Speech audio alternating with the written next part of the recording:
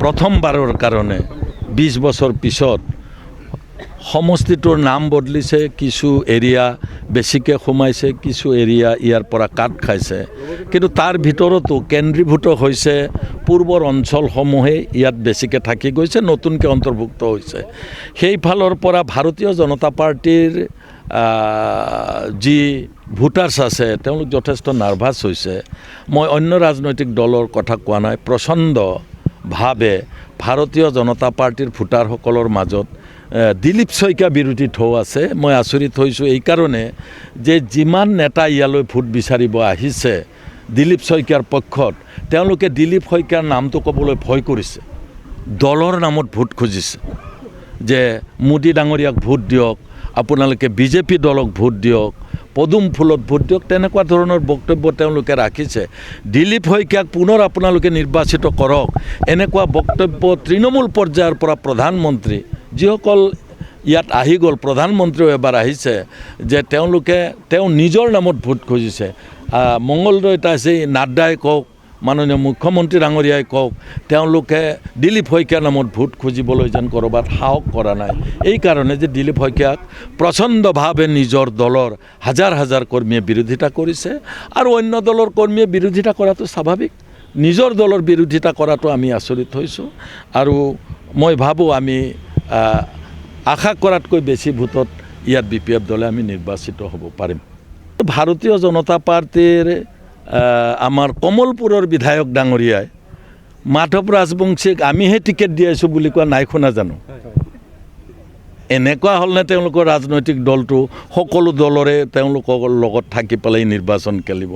এনেকুৱা ধৰণৰ চিন্তা চৰ্চাই তেওঁলোকে যিটো কূটনীতি কৰিব বিচাৰিছে সেই কূটনীতিটোত ধৰা পৰিছে। মই একফালৰ পৰা কৈ গৈছোঁ, প্ৰথম বহু কাম কৰিছে বুলি কৈছে, তাৰপিছত অৰুণোদয় ডুপ্লিকেট ফৰ্ম দেখুৱাই তেওঁলোকে ৰাইজক ভোট বিচাৰিবলগীয়া হৈছে। শেষত গৈ পেলাই এতিয়া ক'ৰবাত বস্তাই টকা ধৰা পৰিছে মোৰ সমষ্টিতে। এতিয়া আমিতো বস্তাই টকা, নিজৰ টকা দেখাই নাই মই, গতিকে বস্তাই টকা কাৰ হ'ব পাৰে, কালৈ আঙুলি টোৱাব পাৰি, সাংবাদিক হিচাপে আপোনালোকে ভালকৈ বুজি পায়।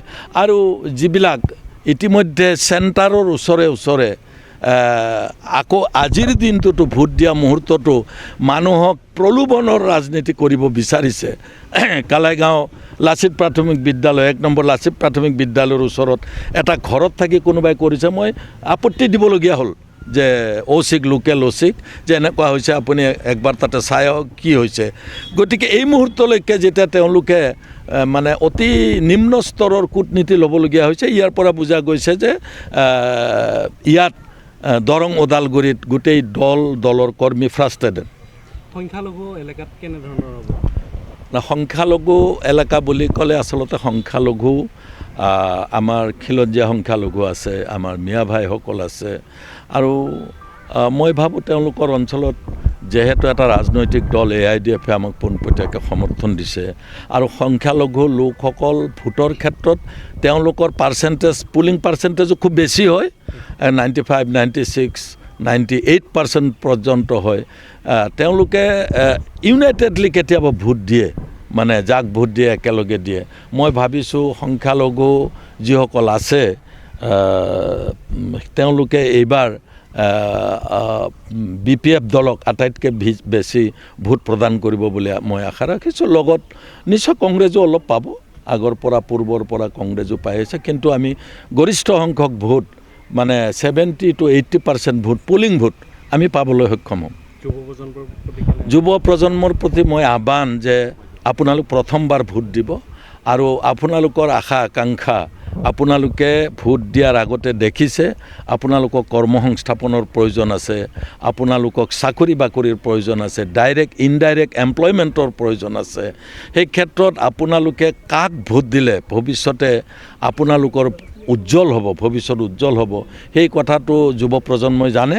পোনপটীয়াকৈ যুৱ প্ৰজন্মক মই ক'ম যে আজি ভাৰত চৰকাৰখনে যুৱ প্ৰজন্মক তেওঁলোকক সংস্থাপন কৰাৰ ক্ষেত্ৰত বাৰে বাৰে তেওঁলোকে যুৱ প্ৰজন্মই কৈছে যে ফেইল হৈছে, তেওঁলোকে কোটি কোটি চাকৰি দিয়াৰ কথা কৈছিলে, দিবলৈ লাখো চাকৰি দিব পৰা নাই।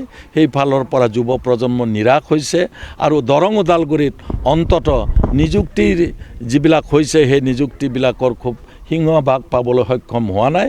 গতিকে মই ভাবোঁ যুৱ প্ৰজন্মই তেওঁলোকৰ নিজৰ সংস্থাপনৰ কথা ভাবি এইবাৰ দৰং ওদালগুৰিত এক পৰিৱৰ্তনৰ বাবে ভোট দিব তেওঁলোকে। মানে কি যুৱকসকলৰ হাৰ নে পুলিং পাৰ্চেণ্টেজ? পুলিং পাৰ্চেণ্টেজটো মেক্সিমাম গৈ পেলাই 77-78% হয়তো ভোট হ'ব পাৰে। টোটেল কোনোবা জনগোষ্ঠীৰ মানুহে বেছিকৈ ভোট দিয়ে, কোনোবা জনগোষ্ঠীৰ ভোট বহুত কম পৰে। মই 80ৰ তলত থাকিব বুলি ভাবোঁ, 80%ৰ ওপৰত কেতিয়াও নাযায় পুলিং। মই এক হাঁহি মাৰিম বুলি ভাবিছোঁ আৰু এই হাঁহিটো আপোনালোককো দিছোঁ। সকলোকে ধন্যবাদ জনাইছোঁ।